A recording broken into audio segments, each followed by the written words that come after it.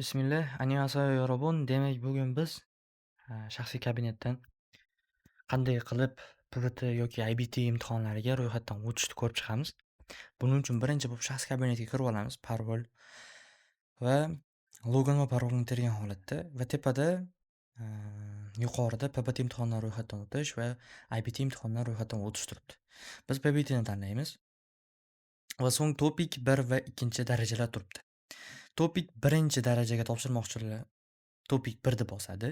Topik 2 darajaga topshirmoqchi bo'lganlar Topik 2 darajani bosadi. Demak, Topik 1 ga registratsiya qilyapmiz deylik.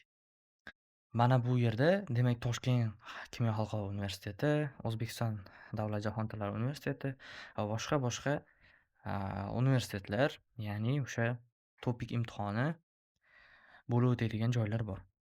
Birortasini tanlab turib, pastga ariza yuborish tugmani bossak, bo'lgani bizda demak Topik 1 darajaga registratsiya bo'ladi. Hali mana joylar turibdi. Topik 2 ga registratsiya qilishchi. Topik 2 ga ham shunday holatda kiriladi va o'zimizga kerakli bo'lgan hududni tanlab turib, misol Toshkent xalqaro universiteti va pastga tushib turib ariza yuborishni bosamiz.